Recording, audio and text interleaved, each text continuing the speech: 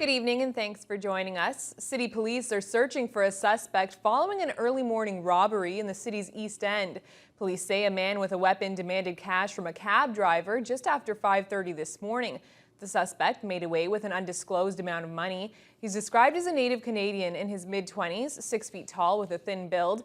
He has short, dark, wavy hair and was wearing a blue jean jacket with a red shirt and dark pants. The suspect was last seen fleeing the Simpson Street area on foot. Anyone with information about the incident is asked to contact Thunder Bay Police or Crime Stoppers. Well, Premier Kathleen Wynne says there's no point in rushing the Ring of Fire development. She made the comment in Thunder Bay this past week after her government was criticized for not moving fast enough with the project. Wynne says rushing the Ring of Fire is code for not paying attention to details and necessary steps that need to be taken to ensure the process is done correctly. She says the Ring of Fire and last year's announcement of a chromite smelter in Sudbury will create more spin-off jobs and spin-off support services in our region. Wynne added the province will make necessary investments, but businesses will make the decisions on where to locate the smelters. We'll make sure that the conditions are in place so that that abundant resource can be developed. We're not going to sacrifice environmental protections. We're not going to sacrifice the opportunities for First Nations, and we're going to work to keep jobs in Ontario. Wynne noted she won't be the premier who oversees the desecration of our natural resources or the undermining of First Nations rights, but she does want to have more open and clear talks about what the province is doing and what the strategies are, including investments in infrastructure. Well, a pair of festivals on the city's south side couldn't have happened on a better day. The sun was shining and people showed up in droves to both the Fort William Falls Street Fair and Riverfest. There were all sorts of activities to take part in and lots of things to buy from local stores and vendors. Matt Scooby was fortunate enough to spend most of the afternoon in the sun. He has more in this report. The kids definitely had their favorites at the 6th annual Fort William Falls Street Fair today. Bouncy castle. Yeah, is that your favorite part of the fair so far, or what? Yeah. Eating that foot-long hot dog. Yeah. From food to ponies to the human hamster balls in the stage, there was something for everyone at this year's fair. May and Victoria Streets were closed in a 2-block radius in order to accommodate all the vendors. It was also a good opportunity for those that might not know the downtown South Core very well to become more familiar with it. Came down today because I hadn't been last year. We're new to Thunder Bay, and friends of ours just came up from Barrie. So we thought that this would be a fun event to attend, and it is. Tina Huck is the coordinator for the Fort William Business District's BIA. She says the construction of the Consolidated Courthouse has brought 25 new businesses into the area. There's a lot of little shops in the area that are owner-operated that people just don't know are here. So by having the festival here, you know, they'll walk by some of the shops and they'll say, oh, I didn't know you were here, and maybe they'll return again. So some of the area, some of the shops in this area maybe don't see traffic all the time. It's nice to showcase them by having a festival and just opening it up to everybody. Huck didn't have an official count, but she expected last year's total of 5,000 people to visit the fair today. Meanwhile, just a short ways away, Riverfest was taking place at the Cam River Heritage Park. Music, face painting, and tours of the boats were the main features of the 10th edition of the festival. Event supervisor for the city, Doug Henry, says it's a chance for people to visit an area they may not know much about. It's a great way really to celebrate our other waterfront. I mean, it's a beautiful park on the south side of town. A lot of people are not aware that it's even here, and it's a chance to celebrate the river as well. I mean, the Kaministiquia River is a big part of Thunder Bay's heritage and their history, and it's a chance for us to recognize that. Unfortunately, the James Whalen tugboat was closed to tours today. Witnesses say the boat was broken into sometime in the last couple of days, and people were living in it. Police were called this morning, but the boat will remain closed until further notice. Matt Scooby, TBT News. A real-life superhero has now arrived in Thunder Bay. He's already run over 4,100 kilometers and has about 3,000 more to go. Wearing his signature Flash superhero costume, adventure fundraiser Jamie McDonald visited the Terry Fox Memorial today. Many people who've been inspired by his journey were there to meet him wearing their own superhero costumes. Nate Jones has the story. It's been a long road for Jamie McDonald, running a marathon a day in a superhero costume, toting a cart with all his worldly possessions. It's another milestone in his journey to arrive in Thunder Bay in time for Childhood Cancer Awareness Month. At the Terry Fox Memorial, there were many children wearing costumes of their own. McDonald spent much of his own childhood life in and out of hospitals, and he wanted to give back. So far, he's raised over $18,000 for Sick Kids Hospital in Toronto. It's the people he meets along the way that keep him going on his journey across Canada.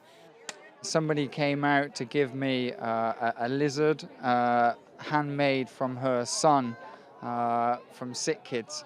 And he sadly died 10 years ago, and she came out just to show me how much she wanted to support my journey. There's been many of these moments, and many tears and laughs.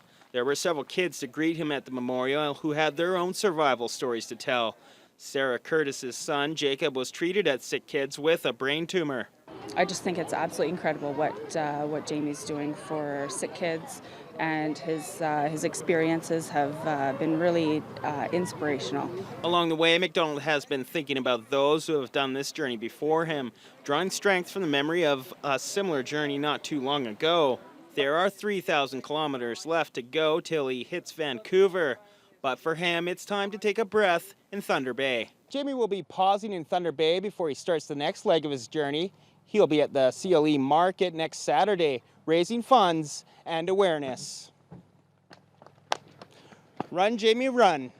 Nate Jones, TBT News. Well, thousands of people from all over the country will gather this weekend to raise awareness about Parkinson's. The degenerative disease affects over 100,000 Canadians. People gathered at Inner City Shopping Centre today to take part in the annual Super Walk.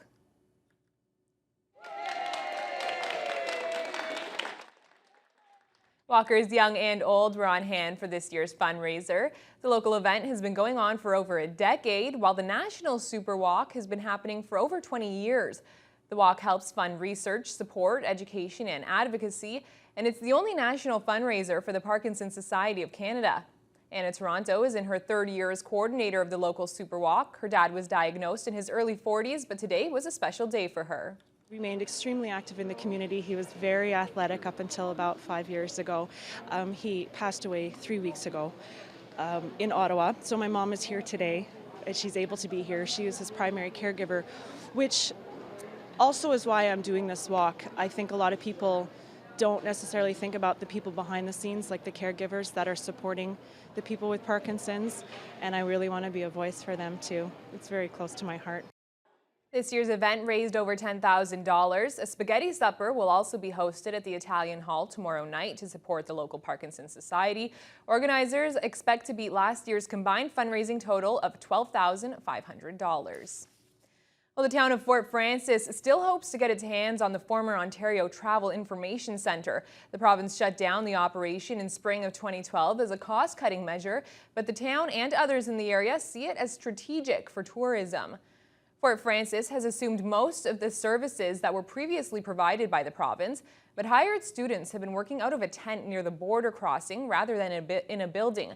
The town wants to bid on the building once the province makes the centre available for sale, but economic development consultant Tanis Drysdale says there may be others who want in as well. We've put out requests for interest, and we've had several for-profit and non-profit businesses approach us over the last few months, looking at potential partnerships. But until such time as the province decides to finally dispose of the building and make it available to us, we're not in a position to pursue any partnerships. Hopefully, all things being equal, we should be there next spring. The town already has its name on a list with the province to purchase the building. And the township of Red Rock has recently been awarded the distinction of being one of the best places to spend the day outdoors. Lake Superior magazine has polled locals and visitors to the region to determine the best spots Lake Superior has to offer. The beautification committee in Red Rock has been hard at work in the township, giving the community a facelift. The Best of the Lake competition features many places in a variety of categories. Red Rock Mayor Gary Nelson invites visitors to take a walk around the beautiful town. Well, all you have to do is look up and down the street here and maybe take a run down by our marina, see the flowers and the flower pots and all hanging that their beautification committee has done a lot of work doing. And the town itself, the grass cutting, everything, it's a beautiful little town. Terrace Bay once again took the honors in many categories, including Best Shoreline Stroll and Best Public Lake View. Well, officials at Thunder Bay Regional have announced the hospital's newest measure to combat overcrowding. They're converting sunrooms on the medical and surgical units into patient care areas when needed. So for our question of the day, we wanted to know if you thought this was a good move.